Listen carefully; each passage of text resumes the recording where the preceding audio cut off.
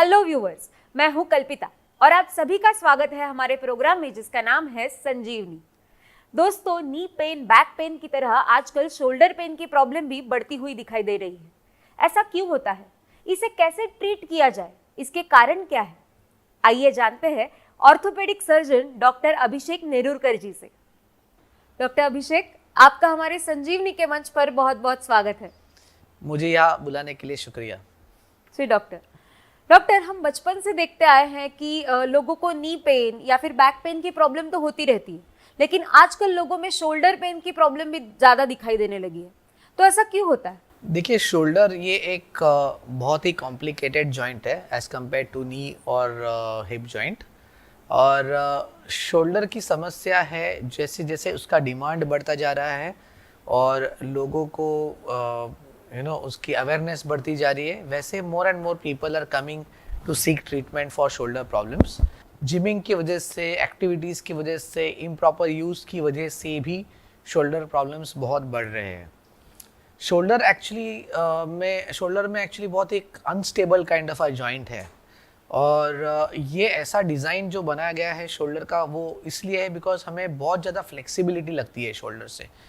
ऊपर से कोई सामान उठाना है, पीछे से कुछ पकड़ के उठाना है, पिक करना है। सो जो फ्लेक्सिबिलिटी जो शोल्डर में है वो इन दूसरे जॉइंट्स में नहीं है और इसकी वजह से ही जो स्ट्रक्चर्स है अंदर के जो इम्पॉर्टेंट स्ट्रक्चर्स है वो कॉम्प्रोमाइज़ हो जाते हैं, वो इंजर हो जाते हैं या डैमेज हो जाते हैं। शोल्डर में बोन्स और लिगामेंट्स ही नहीं, इवन बाइसेप्स टेंडन और कफ जो बोलते हैं, जैसे जो हाथ उठाने के लिए यूज़ होता है, ऐसी बहुत सारी कॉम्प्लेक्स चीज़ें एक दूसरे के अंदर मिक्स्ड है और वो जो उनका जो कोऑर्डिनेशन है वो अटमोस्ट इम्पॉर्टेंट है स्मूथ फंक्शनिंग के लिए शोल्डर के। इसलिए अगर कोई भी प्रॉब्लम हो जाए किसी भी चीज़ में शोल्डर में तो जो पेशेंट है वो काफ़ी अनकंफर्टेबल हो जाते हैं, रूटीन लाइफ में काफ़ी दिक्कत देता है। शोल्डर मूवमेंट कम हो जाती है, पेन बढ़ने लग जाता है डिस्कम्फर्ट के साथ। तो ये सारे समस्याएं जो है वो अभी इन रिसेंट टाइम्स काफ़ी हद तक बढ़ गई है।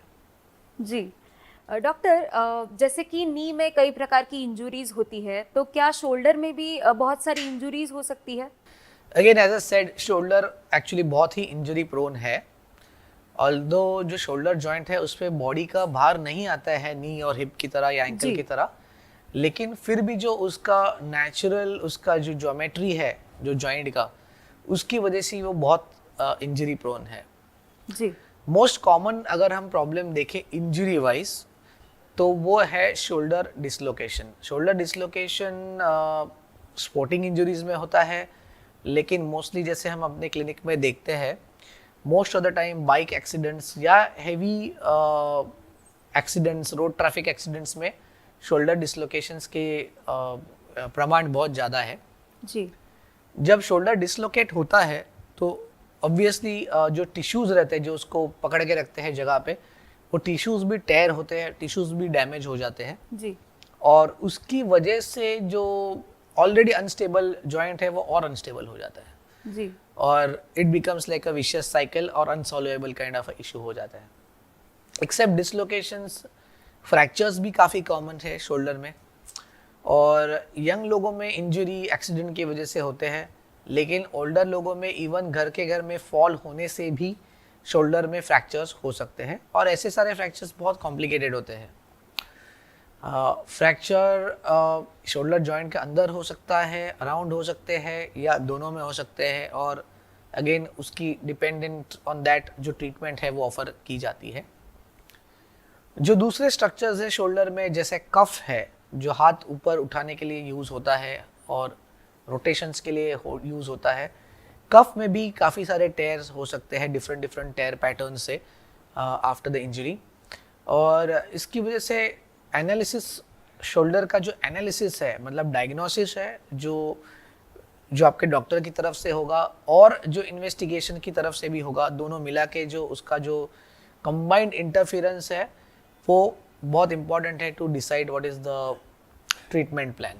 डॉक्टर, अभी जो आपने ये सभी प्रॉब्लम बताई, तो क्या ये सभी प्रॉब्लम विदाउट इंजरी भी हो सकती है? देखिए, विदाउट इंजरी भी ये सारे प्रॉब्लम हो सकते हैं। इवन डिसलोकेशंस हो सकते हैं विदाउट इंजरी, जिसको हम हैबिचुअल डिसलोकेटर्स बोलते हैं। मतलब वो खुद पेशेंट्स डिसलोकेट करके खुद अपना कंधा बिठा सकते हैं, ऐसे भी इश्यूज रहते हैं। मल्टी डायरेक्शनल इंस्टेबिलिटी बोलते हैं, जिसमें tissues are at compromise already, so उनको इंजर होने की ज़रूरत नहीं है टू हैव डिसलोकेशंस। जो कफ टेयर्स है वो भी विदाउट इंजरी हो सकते हैं, खास करके एल्डरली लोगों में, जहाँ पे कफ वीक हो जाता है, मसल वीक हो जाता है और वो ग्रेजुअली धीरे धीरे धीरे टेयर होके रिट्रैक्ट होना चालू हो जाता है। सो ये सारी प्रॉब्लम्स है। इवन बाइसेप्स जो प्रॉब्लम है, बाइसेप्स टेयर्स है या बाइसेप्स का जो क्वालिटी डीजनरेशन है, ये सारी चीज़ें भी विदाउट इंजरी हो सकते हैं। सो जो भी प्रॉब्लम्स विद इंजरी हो रहे हैं, may be the group of people is different, but similar problems without injury भी हो सकते हैं शोल्डर में। जी, जैसे पहले भी आपने बात की कि शोल्डर डिसलोकेशन की, तो शोल्डर डिसलोकेट होने पर किस तरह का ट्रीटमेंट पेशेंट को दिया जाता है? देखिए, शोल्डर डिसलोकेशन का ट्रीटमेंट जो है वो काफ़ी हद तक डिपेंड करता है कि डिसलोकेशन क्यों हुआ है। जी। ऑल्सो डिपेंड करता है कि कौन से टिश्यूज़ में डैमेज है, और बहुत इम्पॉर्टेंट है एज ऑफ द पेशेंट। तो ये सब 3 चीज़ें हम देखेंगे तो उसके बाद वो ट्रीटमेंट डिसाइड होता है। अगर पेशेंट को, जैसे मैंने कहा, हैबिचुअल डिसलोकेटर्स है, तो ऐसे लोगों में ट्रीटमेंट से कुछ बहुत डिफ़िकल्टी, मतलब पेशेंट को ऑलरेडी बहुत कोई डिफ़िकल्टी नहीं होती है और ट्रीटमेंट से बहुत कोई फ़ायदा भी नहीं होता है पेशेंट को। सो ऐसे लोगों में हम यूजुअली सिर्फ स्ट्रेंथनिंग करवाते हैं। अभी ये जो इंजरी की वजह से डिसलोकेशन होता है, उसमें एमआरआई का बहुत रोल है डायग्नोसिस में कि कौन से टिश्यूज़ टॉर्न है। कभी कभी कुछ सिलेक्टेड पेशेंट में सीटी स्कैन भी करवाना पड़ सकता है in addition to MRI scan, to make some decision make about how to do the surgery.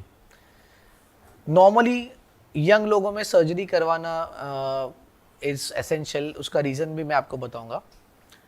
अगर पेशेंट 45-50 प्लस है तो उसके रीडिसलोकेशन के चांसेस काफ़ी कम रहते हैं, पर अगर पेशेंट यंग है, 20-25 साल के उम्र में, अगर फर्स्ट डिसलोकेशन हुआ है और टिश्यूज टॉर्न है, तो ऐसे सिचुएशन में जो रीडिसलोकेशन है उसके चांसेस बहुत हाई है।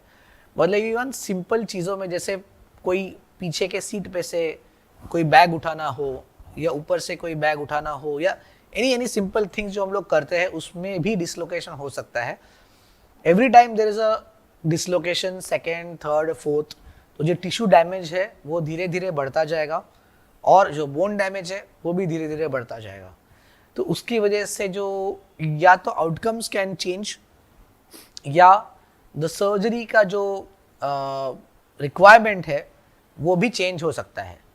So we want to have minimum dislocation episodes, and that is why young लोगों में सर्जरी करवाने में we should not think twice. Doctor, अगर किसी का शोल्डर डिसलोकेट हो गया है, उसकी ट्रीटमेंट चालू है, तो क्या उसके बाद वो सब काम नॉर्मली कर सकता है? और अगर उसने किए तो क्या फिर से शोल्डर डिसलोकेट होने की रिस्क रहती है? ओके, इस पर्टिकुलर सिनेरियो को हम 2 भाग में डिवाइड कर सकते हैं। जी। अगर पेशेंट का सर्जरी नहीं हुआ है और पेशेंट अगर सिमिलर सिचुएशन को फेस करता है, तो रीडिसलोकेशन के चांसेस बहुत हाई होते हैं। अगर सर्जरी हुआ है and then the patient is doing, मतलब पेशेंट ने प्रॉपर रिहैब किया है, सारे चीज़ें फॉलो की है, और उसके बाद पेशेंट को सेम एक्टिविटी करना पड़े, तो the chances of dislocation are very less. पर उसको फिर भी ऐसे कभी बोल नहीं सकते कि रीडिसलोकेट नहीं होगा। इनफैक्ट जो नॉर्मल शोल्डर है उसको भी अगर हम सेम पोजीशन में या सेम स्ट्रेस दे तो it can even dislocate. So redislocations are known, it can happen, पर अगर हम करेंगे तो चांसेस काफ़ी कम रहते हैं। अगर उसको कोई ट्रीटमेंट नहीं लिया हुआ है तो the chances of redislocations are extremely high. Doctor, हमारे एक व्यूअर ने हमसे एक रिकॉर्डेड सवाल पूछा है जो कि आज के ही टॉपिक से रिलेटेड है, तो चलिए वो सवाल सुनते हैं और उसके बाद आप उसका जवाब दे दीजिएगा। श्योर। डॉक्टर साहब नमस्कार, मेरा नाम संतोष है। कॉलेज में खेलते खेलते एक बार मेरा कंधा नीचे सरक गया था। तब वहाँ मेरे सर थे, उन्होंने खींच के उसे जगह पर बिठा दिया था। मगर अब कुछ महीने पहले फिर से कंधा सरक गया, लेकिन अब की बार बहुत दर्द हुआ। तो ये बार बार क्यों हो रहा है? क्या इसका कोई परमानेंट इलाज है? जैसे कि मैं समझ सकता हूँ, आपका जो पहला डिसलोकेशन है वो कॉलेज डेज में काफ़ी साल पहले हो चुका है। इन द इंटरिम पीरियड आपको ऐसी कोई मेजर समस्या नहीं थी। हम डिस्कस कर चुके हैं कि जब यंग एज में शोल्डर डिसलोकेशन होता है तो रीडिसलोकेशन के चांसेस भी काफ़ी हाई रहते हैं। अभी आपको इतने सालों बाद प्रॉब्लम आना शुरू हो गया है और हो सकता है कि आपका टेयर बड़ा हो सकता है कि आपको कोई और इंजरी भी साथ में सप्लीमेंटल इंजरी हुई हो इसके साथ में, जिसके वजह से ये प्रॉब्लम अभी एविडेंट हो गया है। सबसे पहले तो आपने आपके नज़दीकी ऑर्थोपेडिक सर्जन से एक बार कंसल्ट कर लेना चाहिए, क्योंकि क्लिनिकल फाइंडिंग्स बहुत इंपॉर्टेंट होते हैं इस पर्टिकुलर सिनेरियो में। और उसके बाद एक एमआरआई करवा लेना चाहिए। एमआरआई में most of the problems, most of the structures जो डैमेज हो सकते हैं उसका क्लियर कट आपको अंदाज़ा और क्या डैमेज है उसका एक्सटेंट आपको मिल जाएगा। सो एक बार आपके पास एमआरआई है और आपके क्लिनिकल फाइंडिंग्स है तो आपके लिए बेस्ट ट्रीटमेंट कौन सी हो सकती है, that can be formulated. In general ऐसे सिचुएशंस में हम फिजियोथेरेपी देते हैं। फिजियो से जो शोल्डर स्ट्रांग करने वाली जो एक्सरसाइजेस है उनका एक प्रोटोकॉल रहता है, वो दिया जाता है। वो एक्सरसाइज करवाने के बाद भी अगर आपको दर्द हो तो उसके आगे की जो लाइन ऑफ ट्रीटमेंट है वो फॉर्मुलेट की जा सकती है, जिस पे कभी कभार इंजेक्शंस देने भी पड़ सकते हैं या चांस है कि आपको सर्जरी भी फ्यूचर में लग सकती है।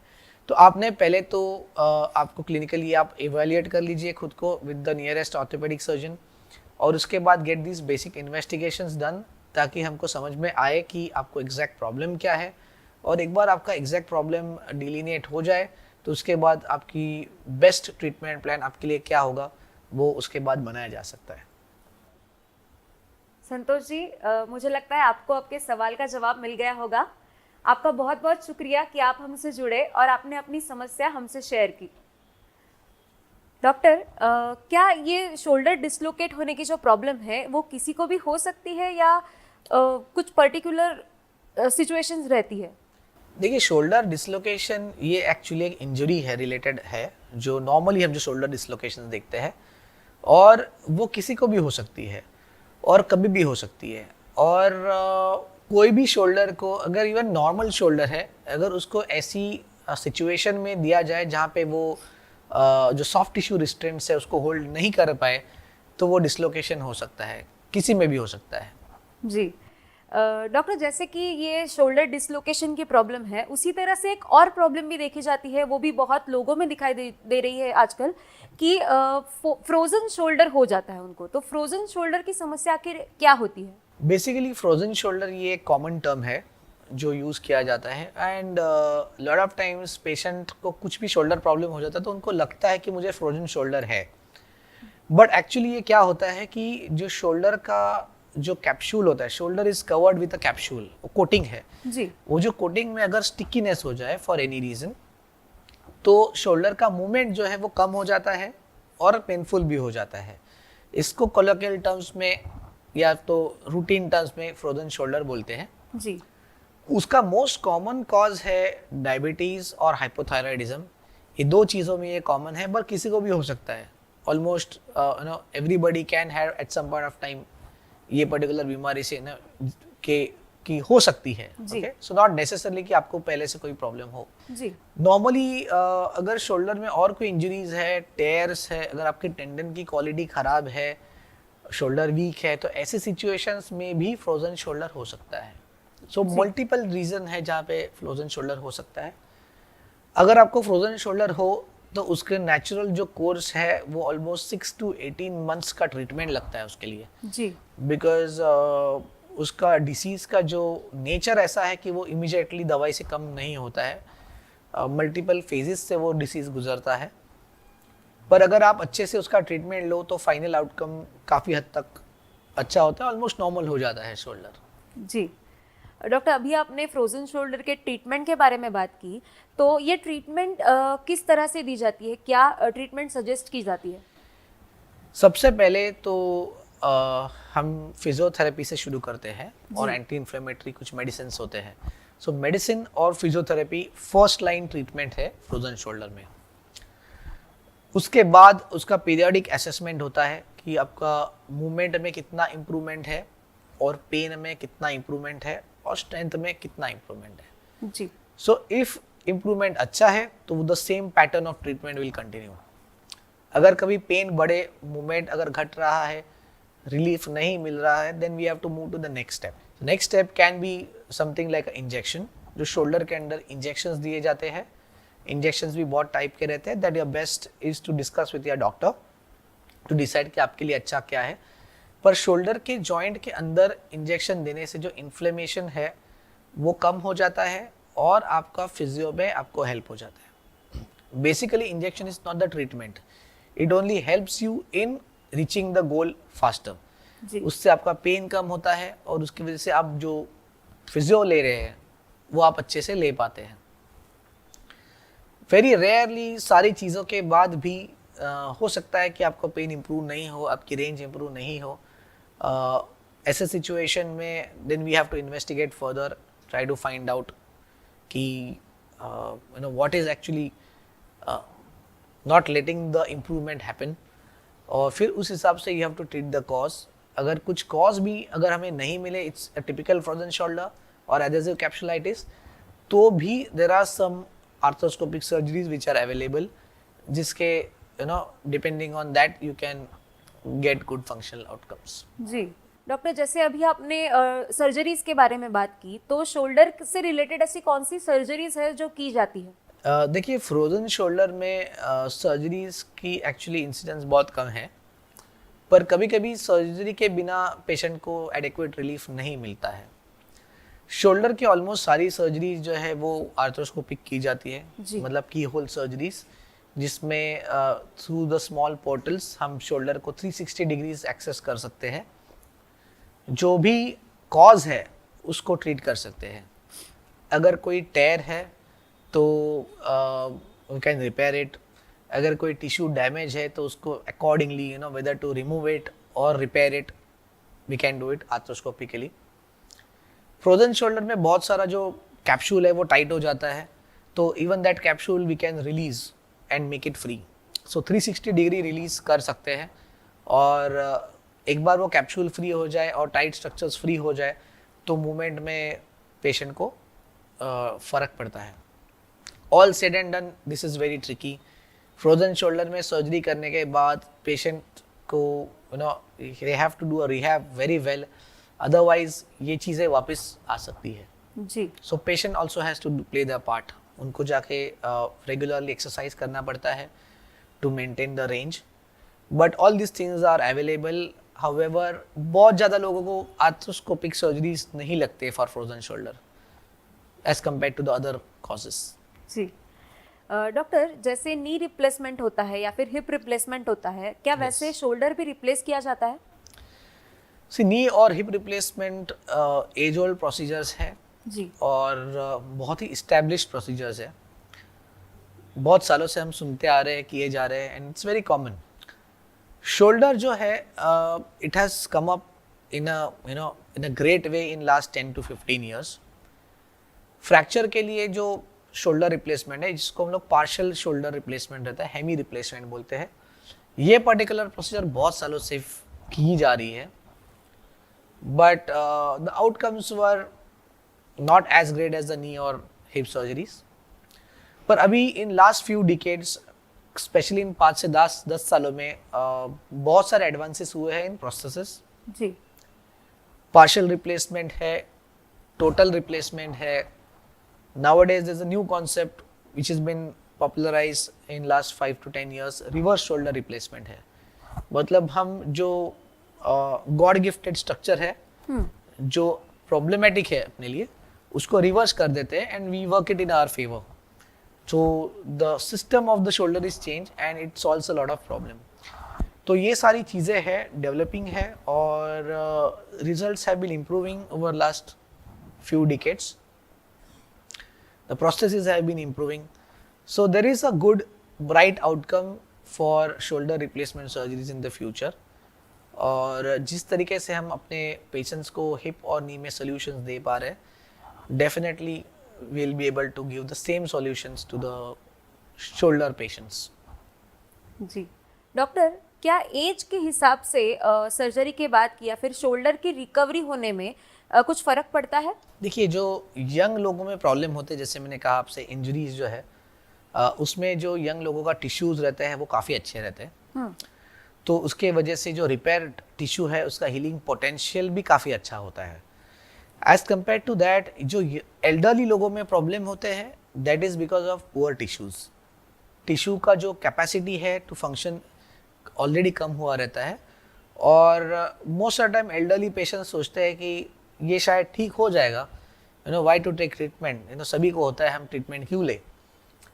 उसके वजह से काफ़ी डिले हो जाता है ट्रीटमेंट में। अभी अगर ऐसे कोई patient with a tear presents to us maybe 2 or 3 years और 5 years down the line after the tear, तो उसका जो मसल का परफॉर्मेंस है वो कम हो जाता है, टेयर रिट्रैक्ट हो जाता है, और ऐसे सिचुएशन में we have to take different measures to get the tendon back. So the surgical steps बढ़ जाते हैं जी।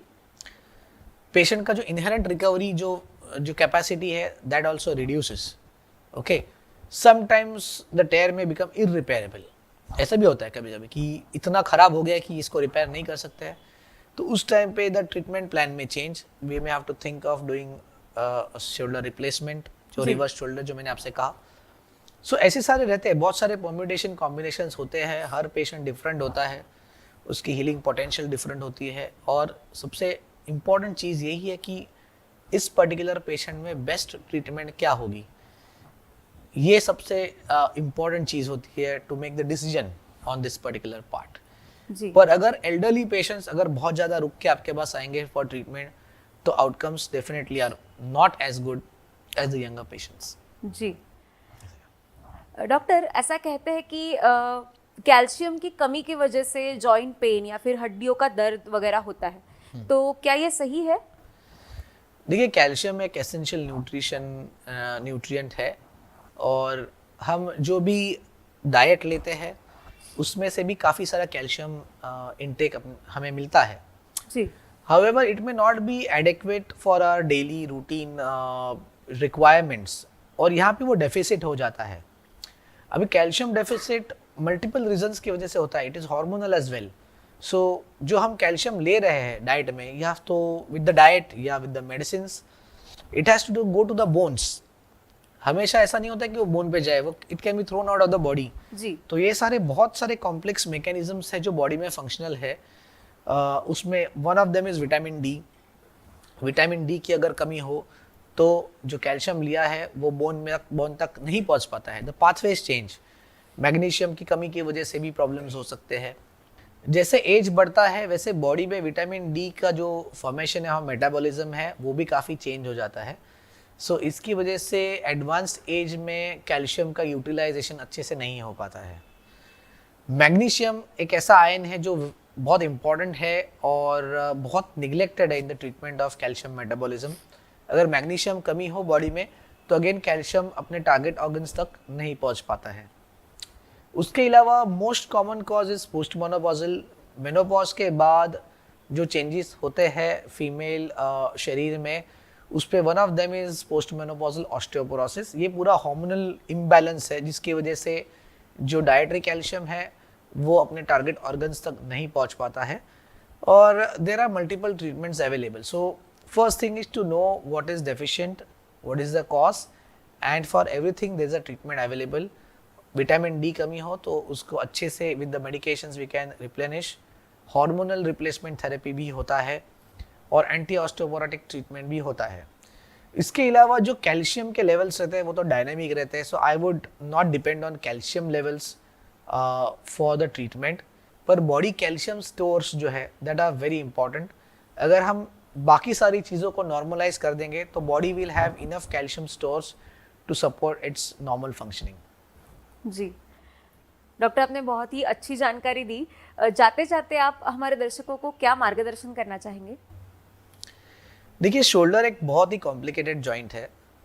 अगर आपको शोल्डर का कोई भी प्रॉब्लम हो और अगर आप उसको निगलेक्ट करेंगे तो डेफिनेटली धीरे धीरे बढ़ते जाएगा और दूसरी चीज़ों को भी डैमेज कर सकता है। जी डिसलोकेशंस अगर यंग लोगों में है तो आप मल्टीपल डिसलोकेशंस के लिए you should not wait, because हर बार डिसलोकेट होता है तो बोन डैमेज बढ़ते जाता है। जी फिजियोथेरेपी बहुत इंपॉर्टेंट है, अगर हम ऑपरेशन करते हैं या नहीं करते हैं, बट द स्ट्रेंथनिंग जो है फिजियो का और शोल्डर के लिए जो लगता है वो बहुत इंपॉर्टेंट है। वो should be done diligently. Problems को टाइम पे सॉल्व करना है, अगर हम सॉल्व नहीं करेंगे तो वो बढ़ने वाला है और आगे चल के आपको तकलीफ देगा। Most of the surgeries have predictable result, तो अगर आपको कोई सर्जरी एडवाइस करता है for some particular reason, you should not hesitate, obviously it is going to benefit you in the long run. जी thank you so much doctor, आप यहाँ पर आए, आपने हमसे इतनी अच्छी जानकारी साझा की, इसके लिए आपका बहुत बहुत शुक्रिया। Thank you very much for calling me here. Thank you so much thank you doctor. Thank दोस्तों अब अपनी होस्ट और दोस्त कल्पिता को इजाजत दीजिएगा, फिर मुलाकात होगी संजीवनी के अगले एपिसोड में एक नए विषय के साथ। तब तक अपना ख्याल रखिएगा। Take care.